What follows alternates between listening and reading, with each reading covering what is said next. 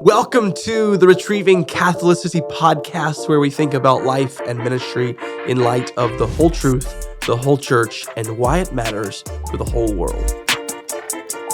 Welcome to an episode of Retrieving Catholicity. I am your host, Mason Ballard, and today an Anglican and a Baptist walk into a podcast studio.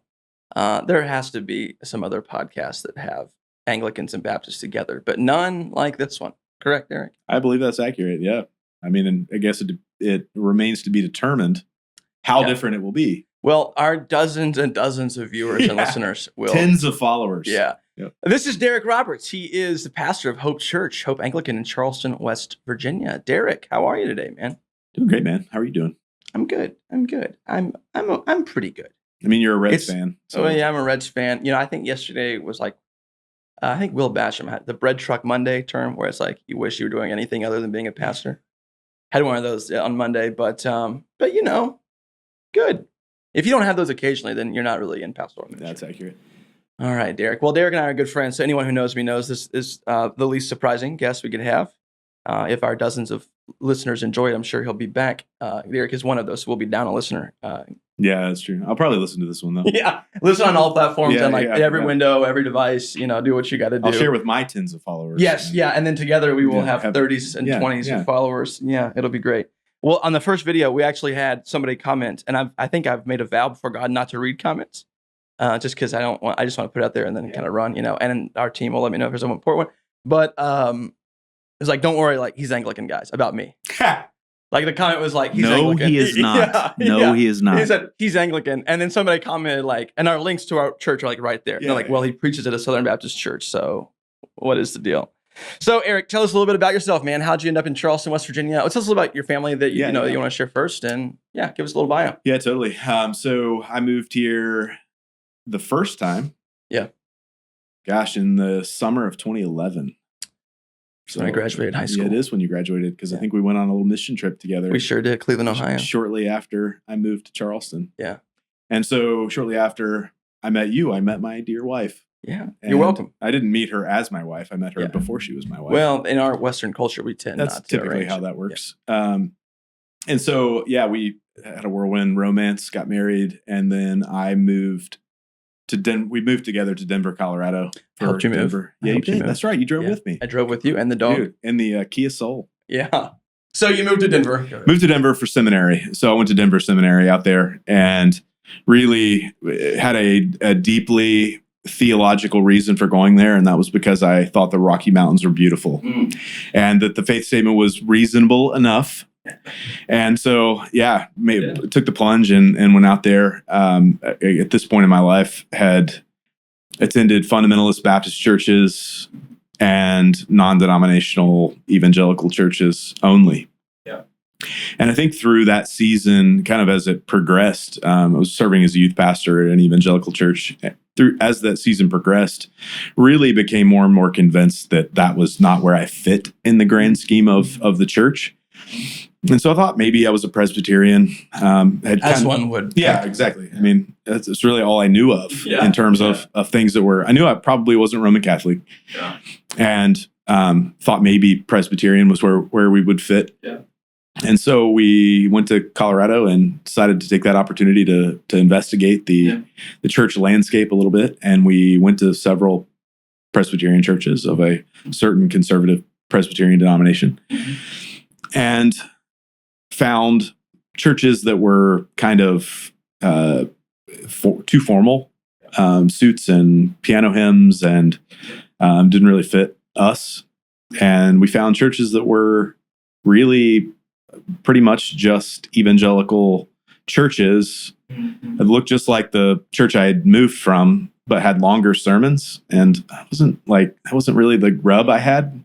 I don't think I'd ever sat and thought, well, if this sermon were just longer. Just Calvinize it a little bit and make it a longer sermon, then I would love this. Was not really right. I was looking for liturgy and history and rootedness and grounding, except in a culturally relevant sort of way. Sure. And so it was really kind of bummed out. Maybe I'm not a Presbyterian, at least not in this way. Yeah. And so I had a professor who mentioned that he went to a church that was Reformed, and charismatic and evangelical and liturgical. And I'm like, I don't think those things are allowed to be together. Yeah, those are all contradictions of terms. Yeah, people fought wars over all of those things. Yeah. And so I'm like, well, bare minimum, it might be helpful to see it and figure out what I shouldn't do if and when I go on to be in pastoral ministry. And so he didn't tell me the name of the church though, which is the complicating factor. Oh, interesting. Yeah. It was like what's the word I'm looking for? A puzzle. Yeah. He was intentionally vague. Yeah. I think not trying to get seminary students to just all flock this church. Follow him. And so I got on Google. He mentioned the pastor's name was Billy in a different class. And I have no idea why I remember that. But I type in all these terms and Billy and somehow I'll come across this church. Emailed every Billy at Denver Seminary. Yeah. All 6 of them. Yeah, exactly. Found this guy who was pastoring a church called Wellspring Anglican Church in Englewood, Colorado, just south of downtown Denver. And so we decided to take the plunge and go and see what it looked like. And so from the first downbeat of the first song, I was like, I'm in. This is it. Yeah. Like, I don't know what this is, but I think I'm in. Yeah. And so, I mean, you kind of have those sorts of heart experiences and then your head comes in and you're like, well, what if their theology's crazy? Yeah, right. Yeah. What's the next thing I don't know? Exactly. What is the thing that's going to pull the rug out from under this amazing experience? And so I was a little bit worried. We got in the car after the service. I'm like, well, I'm married now. I can't make these decisions on my own. Yeah. And my wife grew up in the Roman Catholic Church, so there were some similarities. Yeah. And I'm like, are these going to be like comforting childhood memories, or are they going to be like triggering experiences? Yeah, sure. And so we got in the car afterward and I'm like, so what'd you think? Yeah. She said it was amazing. There you go. And I'm like, thank you, Jesus. Yeah. And so I got a meeting with the pastor the following week, which again, in evangelical world was not something that was ever possible. Yeah. Like I worked on staff at a church and couldn't get a meeting with the pastor of the church. CEO's got a big job. Yeah. And so I was like blown away by that. We sat down, had coffee, and he answered really articulately and thoughtfully all of the questions that I had. Yeah. And by the end of the conversation, I'm like, okay, just tell me what I need to do. I'm in. Yeah. I'm not a sit in the pews, don't do anything kind of guy. Tell me what to do. Yeah. And so we've been in the Anglican Church ever since. I think it probably took me a year, maybe 2 years to feel like I was an Anglican. Yeah. But we've been in that vibe ever since. We ended up going on to go be sent out of that church to plant another church on the planting staff of a church a couple miles south. And really, it's been a story of planting churches ever since. Well, tell us a little bit about your story of planting Hope Church now, if you would. If you're that sense of calling back to West Virginia, is that something you expected, didn't expect, saw coming, didn't see coming, et cetera, et cetera? It was utterly shocking to me. I didn't have any desire to come back to West Virginia. When I left, I looked at West Virginia as being a place that was already Christian, fundamentally. Yeah. That everybody knew the gospel. Right. Everybody was already either making a decision to walk with Jesus or not, but making an informed decision. Right. And so it did not feel like fertile missionary soil. And so it was about the advent of 2016. So I'm a new Anglican, and I was embracing all of the fullness of the tradition and taking Advent as being the time to make your New Year's resolutions rather than the beginning of the calendar year. Living in Christendom. Yeah. And so I was praying about vision for the ministry in Colorado. I mean, we bought a house pretty near the church. We were kind of committed to the area. Yeah. My wife had a job she loved, and everything was going great until I began to pray. And this is often the case. Prayer can ruin things. Yeah. And so was praying about vision for there and really felt like God spoke in that prayer time and said, you'll know where you'll be long-term within the coming year. Yeah. And I'm like, I'm a doer. So I'm like, I've got a plan. I'll make a to-do list. I'll check off all the places. I'm going to go and pray over all these places around the Denver metro area and find the place that God wants me to plant a church. Yeah. And so I went through that to-do list and went down the list and went to all these places and spent time praying there. And really, I mean, the best descriptor for it for what I experienced in those prayer times was spiritual desolation, kind of Ignatian idea that of the absence of peace. And so I was just frustrated. Like, what are you doing with me, God? Like, we are in this movement of churches that are planting churches in this Denver metro jumped area. in, we're excited. These are good things. This is a great, fruitful place. And nothing, And so we had trips planned over the coming months to the Gulf Coast of Florida to visit my sister-in-law. I'm thinking beach priest. Like, sounds pretty dang good. Like flip-flops and vestments. Be a great combo for the me. Gulf of America. Yeah. Gosh. Okay, go ahead. Sorry. Yeah.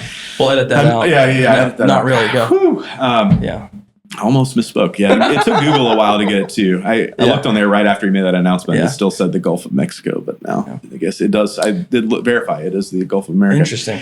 So I was going there. At that time, it was still the Gulf. Yes, it would formerly you would have been in Gulf as, of Mexico. Yes. Yeah.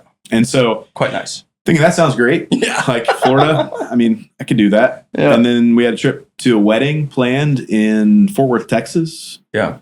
College town. Sure. Rapidly growing. Right there near Dallas.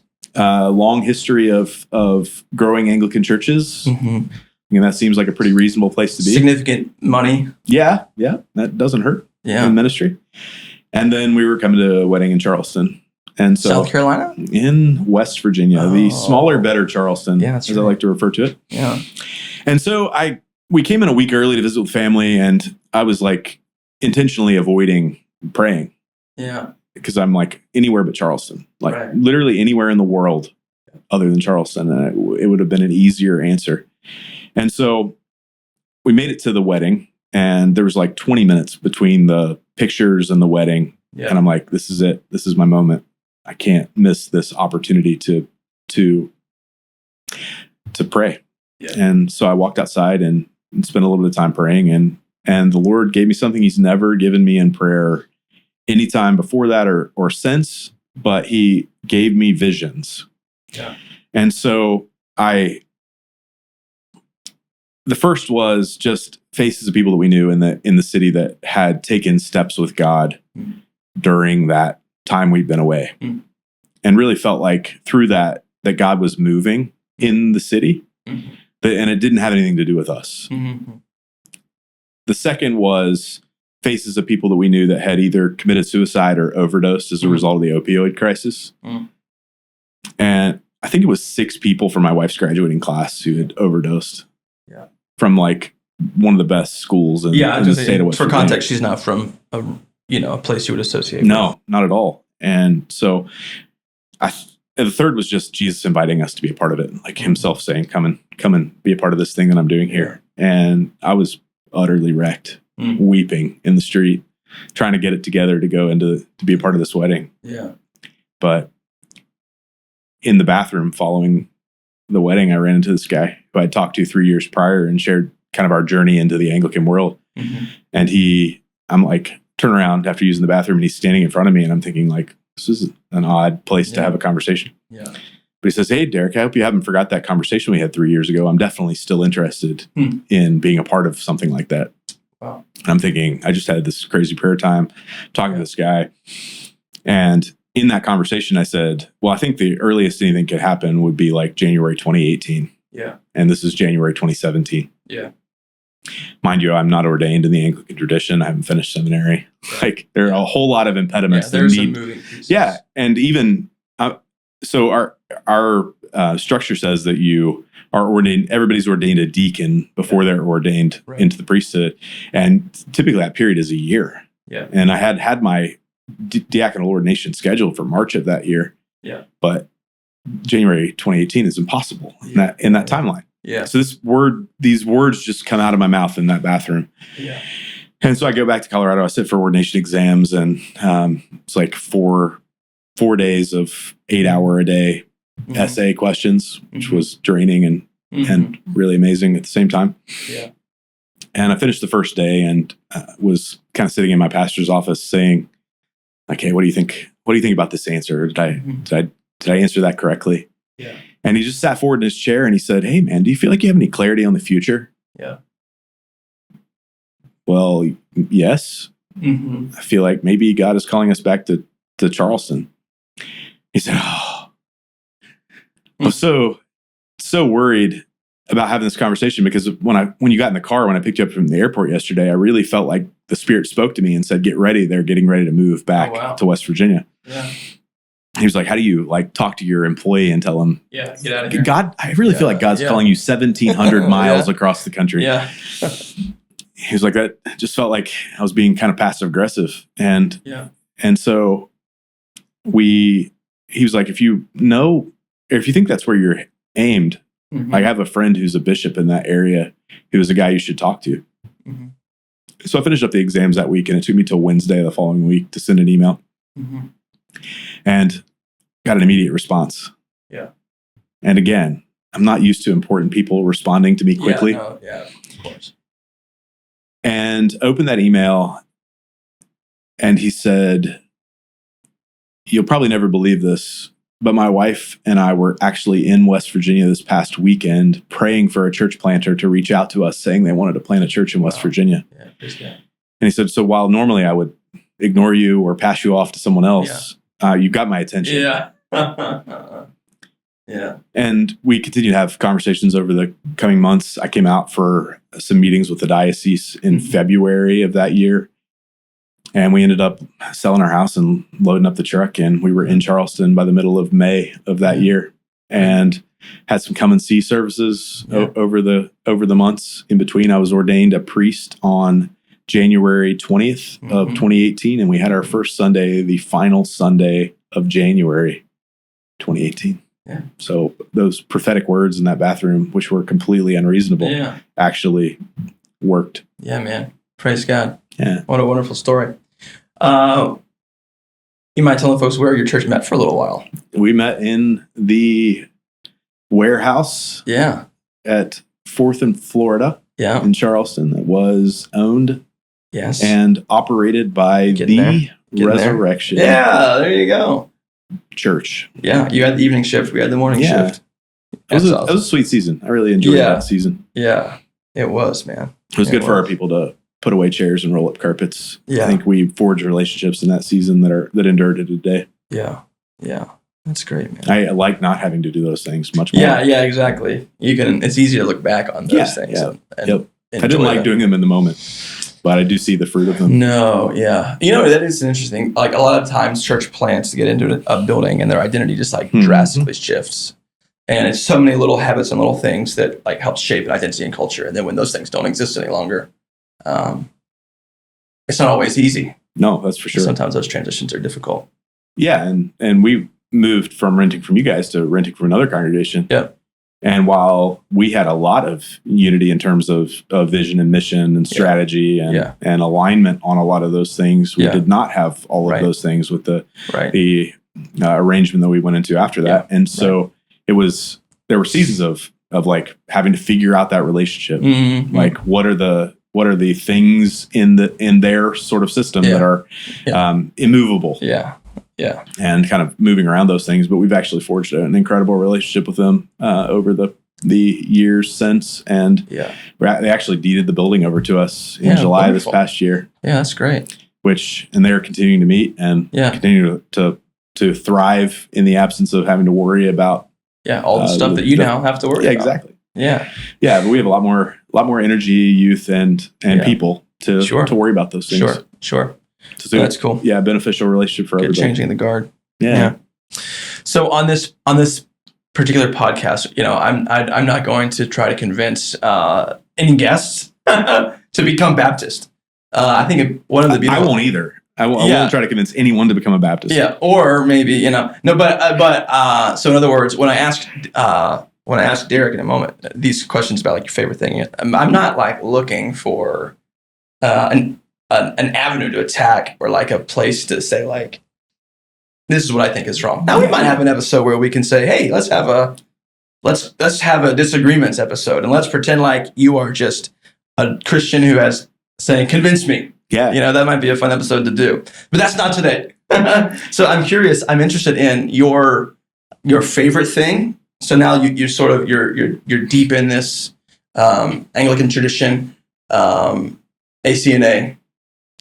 So I would be curious about your favorite thing about your current denominational, traditional situatedness, and then maybe your least favorite thing as is appropriate to share, a strength, a weakness, or something you love, or something that maybe could be improved, or you're like, I don't love this necessarily. Does that make sense? Yeah, absolutely. So let's start, obviously, with the more positive. What would you say? Because you shared a little bit about what you're looking for and how you found that in the Anglican tradition.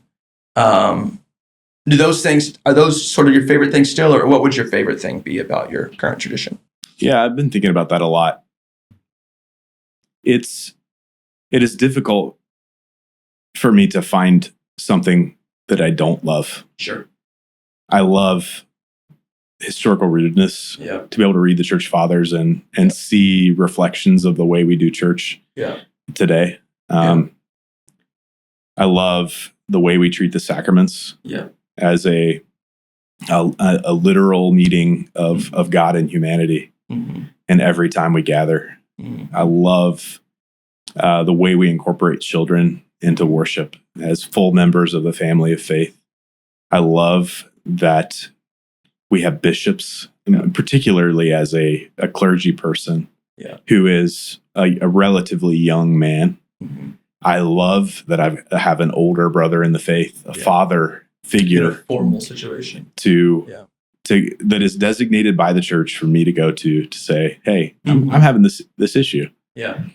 Help me. And that they are always there and available. I love the missional impulse that has pervaded the Anglican Church from the missionary societies of the early era all the way through, kind of the East African revival era all the way into now. I love the word global church, that we have partnerships with people across the globe, that I can get on a WhatsApp video call with my brother priest in Australia, in Tamworth, Australia, and have a conversation and speak the same language. It's really difficult to find anything that I don't love, though I think I can answer your second question too, though. Okay. And I think my answer to your second question is probably particularly relevant to this podcast, because I think it has to do with disunity. There are let's go ahead and go there. Your least favorite thing then. There are lots of open theological questions, even within the ACNA, that are that lead to disunity and to broken and impaired relationships. And while we have historically been a big tent sort of faith, there are lots of people who are not feeling that way in these moments and are not willing to extend the charity and generosity in the non-essentials, or who are maybe redefining what the essentials are in order to pick fights and disparage people online. And that's the culture we live in. And so we're not exempt from that culture. And it's just sad to see people in the church buying into the values of the culture that's around us in those ways. So that's by far my least favorite thing. In a world of many, many, many wonderful things, we're not exempt from being co-opted by the culture. Do you think, you mentioned sort of lack of, would you say that's lack of confessional unity, or would you say it's more interpretive issues in the Anglican world? Would you say that it's like, is it a difference of like, hey, obviously there are certain confessional standards that Anglicans will affirm? Do you think the majority of fights deal with things that are not there listed, or interpretations of things that are listed, or probably some mix of both? Some mix of both. The vast majority are things that aren't in the formularies.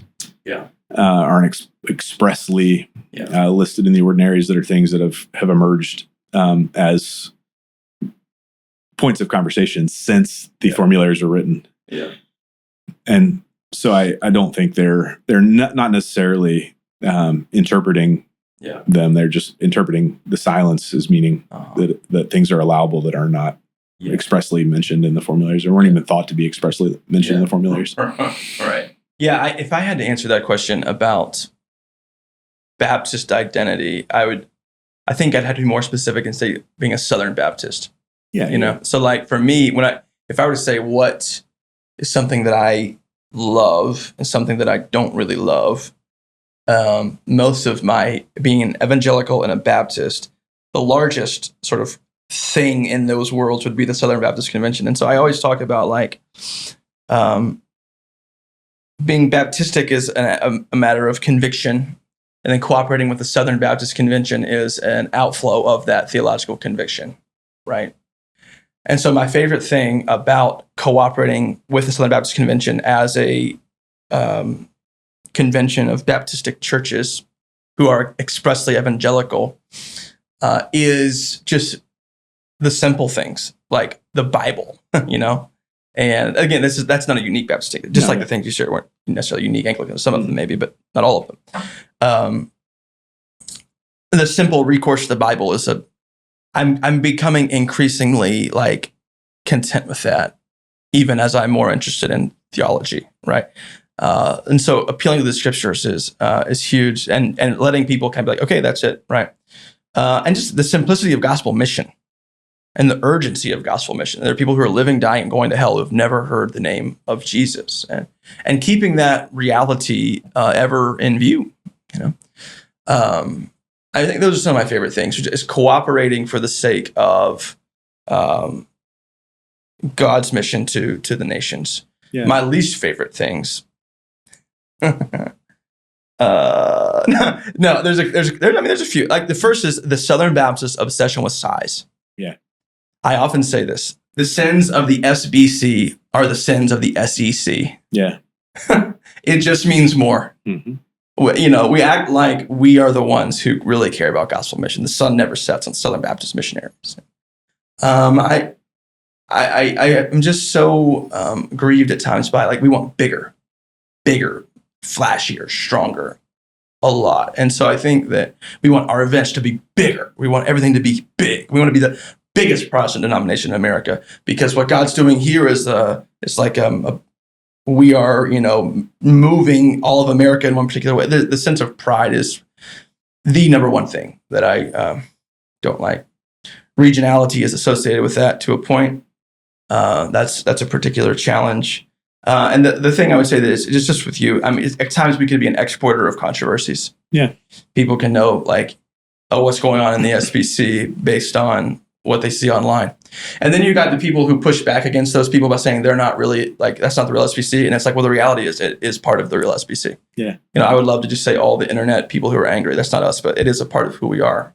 And so now there might be many people in that mix who are not a part of who we are that are raising the volume, but you can't just write it off as they're not of us. Yeah. I mean, it sounds very similar in that at least in the controversies aspect, that there are fringe elements on some level that are driving the bulk of the conversation. Well, negativity gets views and clicks, and like that's just how it goes. Absolutely, yeah. I mean, who goes online to talk about how happy they are about something? Yeah, behind an anonymous account at times. Yeah. You know, so can I tell you my favorite things about your tradition? Yeah. Please. Can we flip it around? Let's do it. Yeah. Catholicity. Let's do it. I mean, the mission thing is beautiful. I mean, the ability to mobilize and to coalesce resources around mission is a beautiful thing. With laser-like focus on the gospel. Yeah, absolutely. So I love that. I think the fact that you're not Anglican is my least favorite thing. But, I would say my favorite thing about your tradition are some of the things that we've stolen. Yeah. Of course. Help yourself. I do think there is a temptation in, and we'll do an episode on this, like whether it's individual or with you, but like a buffet and you just uncritically grab things. And you have to still have frameworks, and you have to be consistent. Mm-hmm. But I have learned from the Anglican tradition so much about worship, and so much of what I've learned from the Anglican tradition. There are things that, of course, I would say probably are more distinctly Anglican, but there are other things that are just more broadly reformational, absolutely, and broadly Catholic. Yeah, exactly. And so, in as much as Anglicanism is a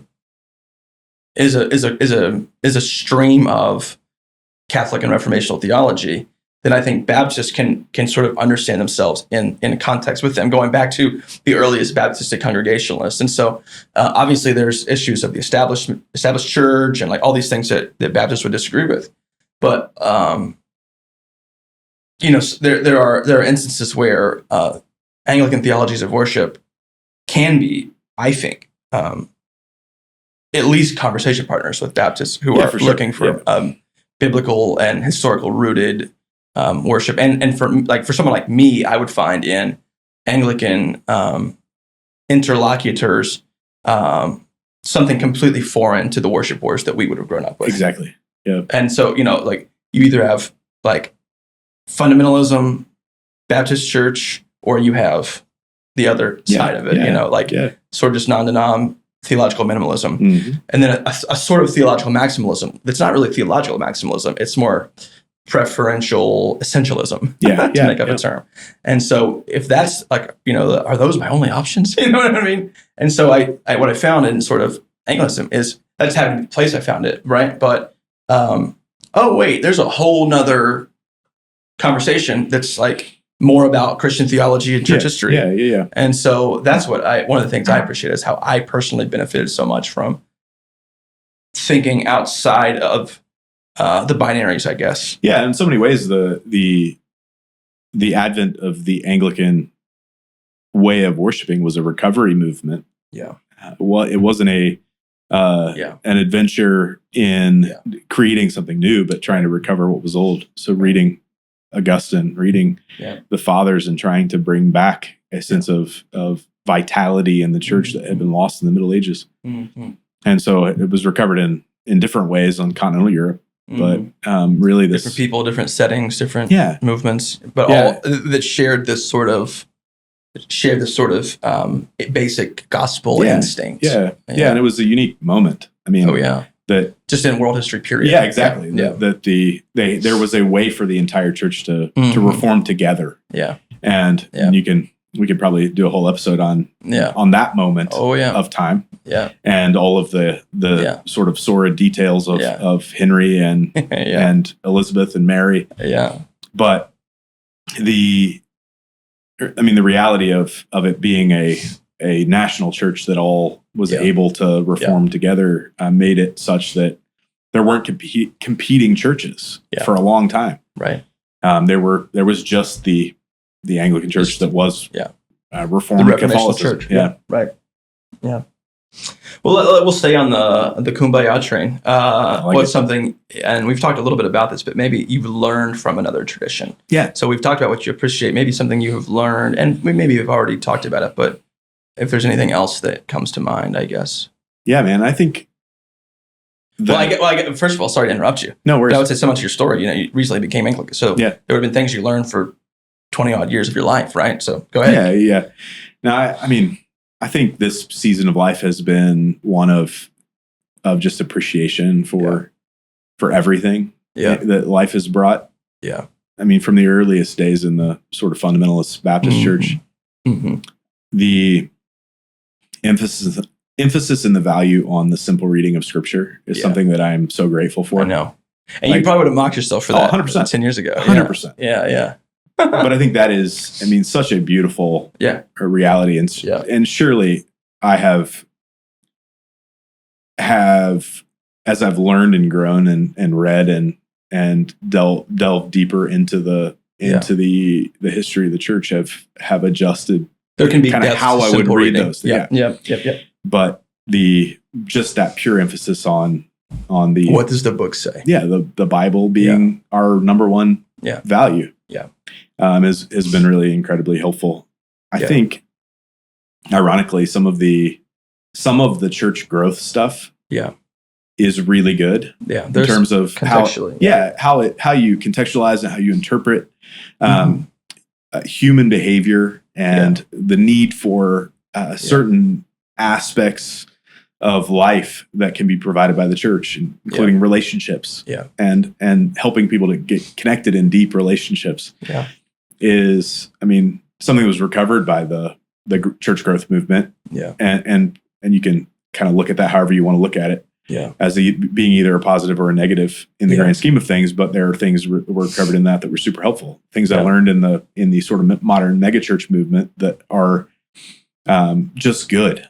Like there's a reason lots of people come to those churches because of there being real needs that are being met in those places. And I don't disparage anybody who goes to any of those churches because there's a real reason. A real reason people go there. And because their theology maybe not exactly the same as mine, it does not change the fact that they are developing deep relationships and are in most cases being instructed in the faith. There was a really significant, his Twitter account's really significant. I don't know how significant he is or not. I won't name him, of course. But a sort of really thoughtful Reformed Baptist, probably would call himself a particular Baptist pastor, who talks about when he was going into ministry and started preaching regularly, and sort of a megachurch guy friend of his basically said, like, make sure you preach on marriage and money. Like, that's what. And he said at the time, it kind of rubbed me the wrong way because, like, that's all megachurches seem to preach about is you have like 30 sermons and you kind of go back to them over and over. Marriage, money, all these things. And so he said at the time, I kind of scoffed at it, like, yeah, of course, because that's what people want.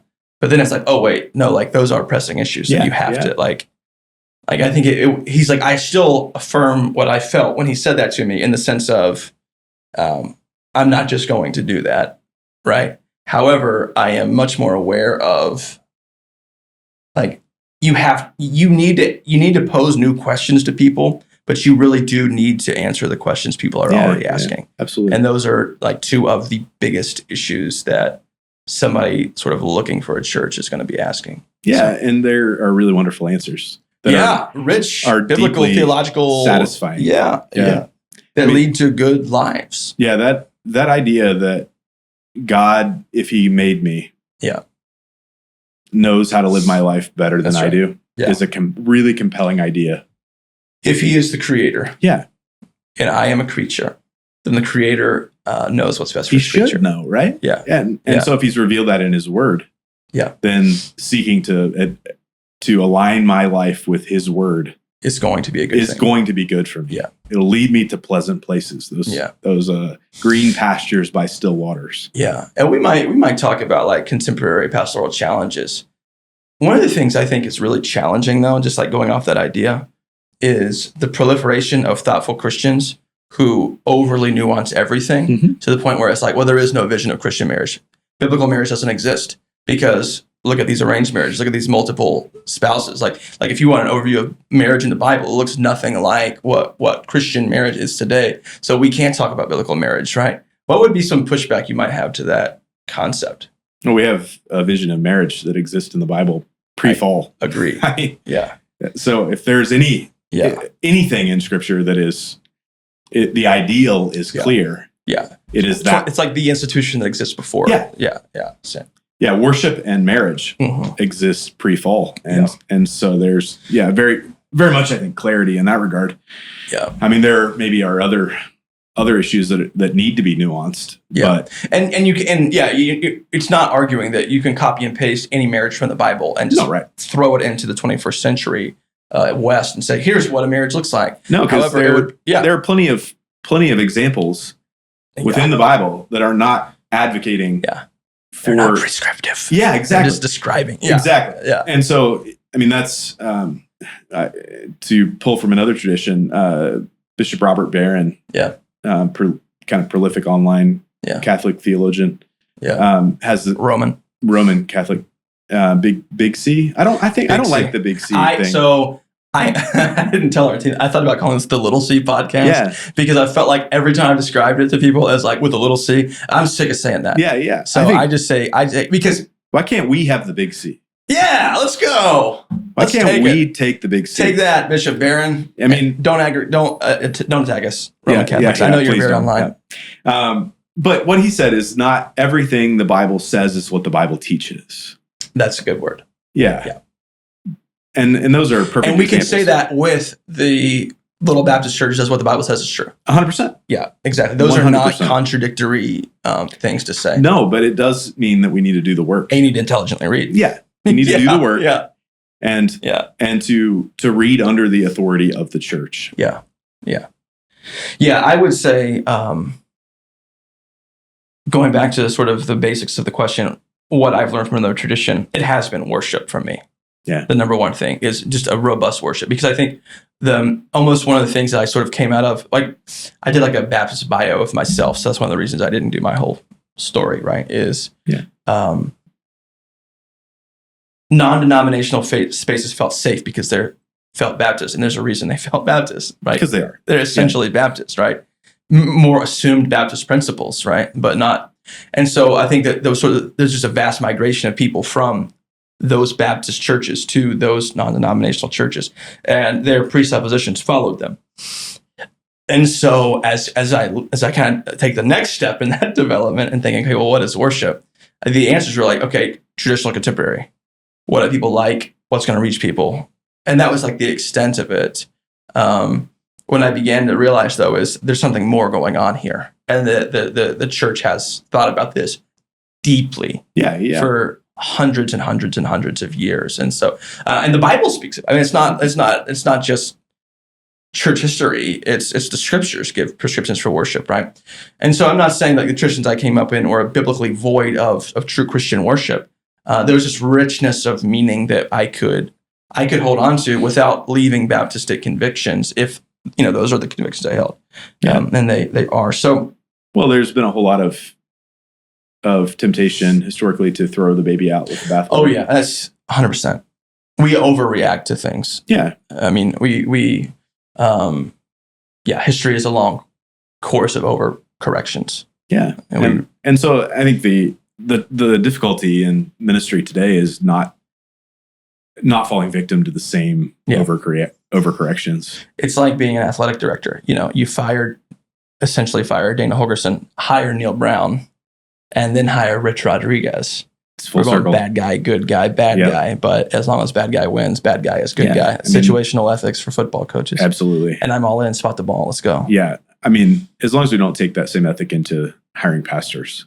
Oh, come on, man, spot the ball. No, I'm just kidding. Whatever grows the church. We got that jerk pastor, that nice pastor. Man, that guy was soft. He let everyone walk all over him. Let's hire a real jerk. Boy, that's a recipe for disaster. It's happened before. Yeah. And it's often successful. And it'll happen again. Yeah. Something you would want your tradition to share with others specific. I know obviously we think a lot of things are good about our tradition, but something you say, hey, when I look at the other churches in my sphere, here's something humbly I think would really help them that we have to give. Yeah, I mean, knowing that we have much to receive as well. Yeah, that's a good question. Probably a sacramental understanding of the world. Okay, yeah, explain a little bit. No, I'm just going to leave it at that. I'm just kidding. Okay, yeah, good. I'm kidding. Yeah, thanks for joining us. Yeah, rate and review.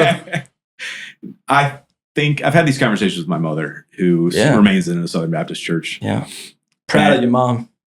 It's a great church. I mean, no question, a great church. I think I know it. Yeah. And I think we might have some viewers associated with it. Phenomenal church. Yeah. Great pastor. Yeah. But she was just asking about our structures. Mm-hmm. And if I thought that the things that they did were invalid or ineffective because they weren't part of the tradition that we're in. And my answer was just that everything that's happening is good. Mm-hmm. Just fundamentally good. Yeah. Like people are coming to know Jesus and walk with him in a deeper way. Yeah. And you're caring for people in your community. Nothing about that's not good. Yeah. But I think there is more. Yeah. And part of that is in ordination. Mm-hmm. I think that there is something tangibly wonderful that happens in the laying on of hands by a bishop who's in apostolic succession, who can pray for the grace of the Holy Spirit to fill you for the purpose of ministry. And so is doing it outside of that wrong? Right. No. Right. It's just not everything it could be. Yeah. And the sacrament's the same. She's like, well, we baptize and we have Holy Communion. Does that make it invalid or ineffective? Yeah. And I'm like, no. Yeah. But I do think, I mean, baptism specifically speaking, that actually using the historic vows of baptism in baptism, whether you're being baptized as a convert, an adult who's professing faith and taking those vows onto yourself, or whether you're promising to raise your child in a certain way, if you're baptizing an infant or a young child, either way, to the extent that those vows are adhered to, that the quality of life is inherently different and better. Yeah. And so, while do I believe that the same things happen in a Baptist baptism that happen in an Anglican baptism, as long as it's with water and in the name of the Father, the Son, and the Holy Spirit? Yeah. Of course. Sure. But do I think everything that can be gained from the historical understanding of it? No. And Holy Communion the same. That it may be effective. I mean, it's up to God to convey His grace to people in whatever means He wants to convey it. And I think that would, to enter myself into your argument, would be even a higher view of the sacramentality of the world, as you're saying. The efficacy is not in the liturgical robustness or historical rootedness of this act, but in the pure grace of God.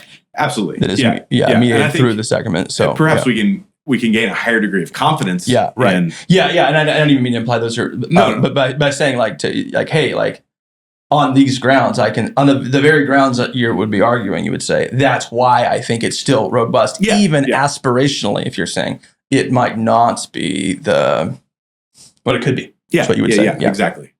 Yeah. So that's probably where I would go with that. Yeah. I think I would love to give people a more expansive view of the sacramentality of all of the world, and particularly in the sacraments. Yeah.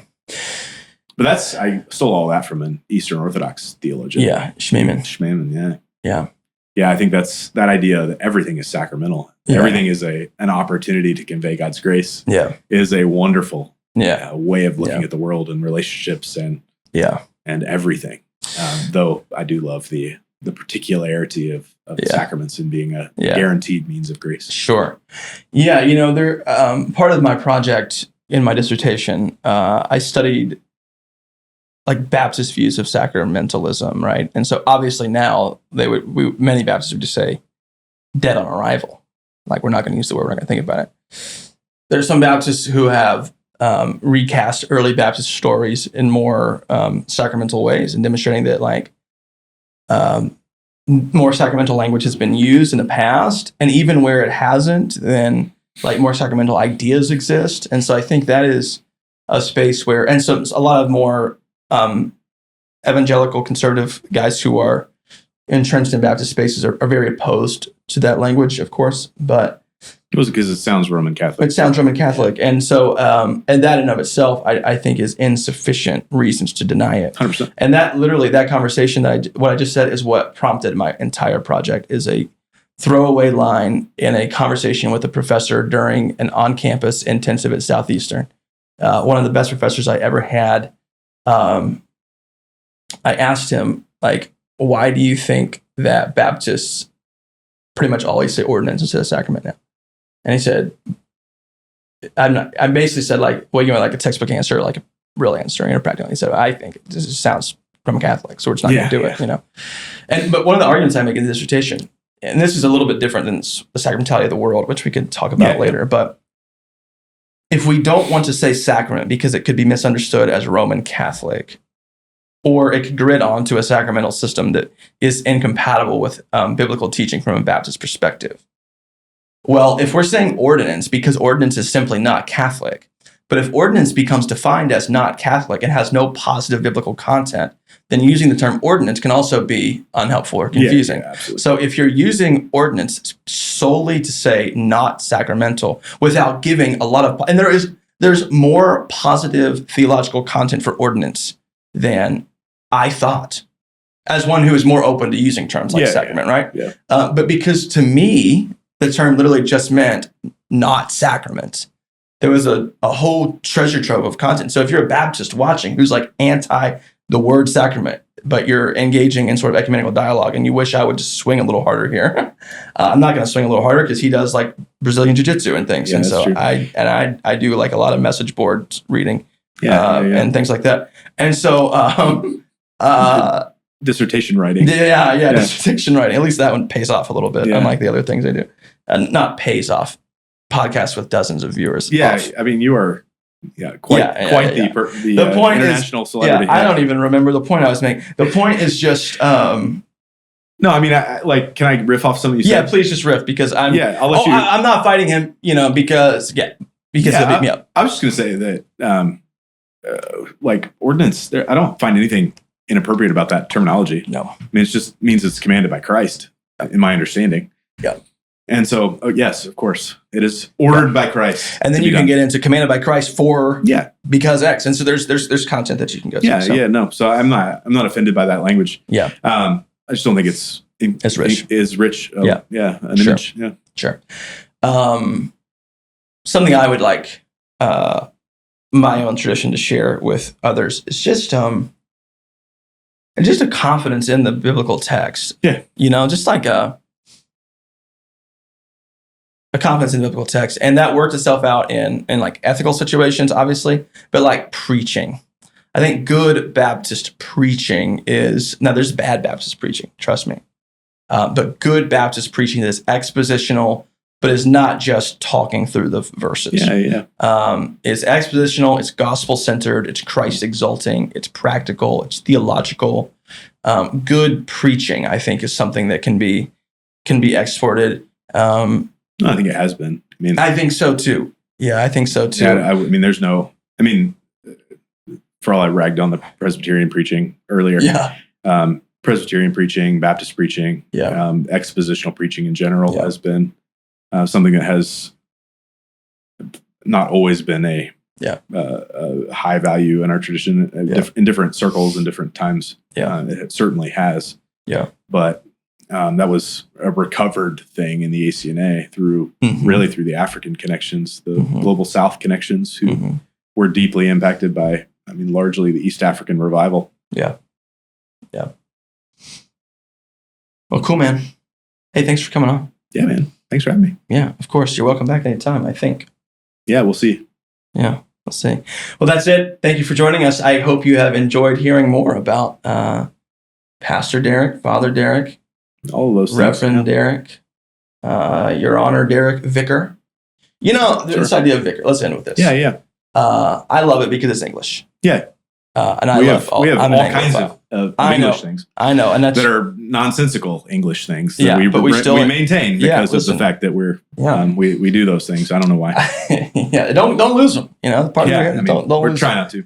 I was at a funeral recently, and I was doing the internment, the graveside piece, and it was a tough one.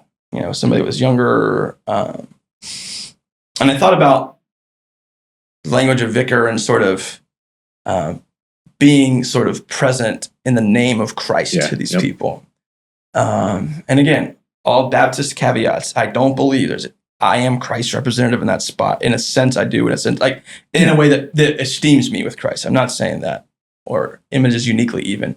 But I am saying being a flesh and blood person in the middle of flesh and blood people who are hurting and pointing them to Christ. Yeah. Even that language that I think can be things that we would hear and be so foreign. I remember thinking in that moment, there's God acting through the simple means of me standing here and reading this psalm and praying for these people is a reminder in his grace that this is not ultimate. Yeah. This is not right. And this is not it. And we believe in the resurrection of the dead and the life of the world to come. And by God's grace, I'm standing here in the middle of this big field in Indiana with a bunch of people I don't know and some who I do, holding forth hope in the darkest moment of these lives, And so, just little things. So Vicar Robert, to end on a nice downward slide there. Well, thanks for coming, man. Yeah, what time is your church if anyone wants to come visit you? 9:30 a.m. on Sundays at 320th Street, Southeast in Charleston. And you have anything online if people want to look you up? Yeah, hopecharleston.org. Hope Church Anglican on all the socials. Yeah, great. We've got a YouTube channel. Yeah. Well, be sure to follow along. And thank you for tuning in. Please rate, review, maybe, if you like it. Subscribe, watch on all platforms. Please keep tuning in. So good to have you today.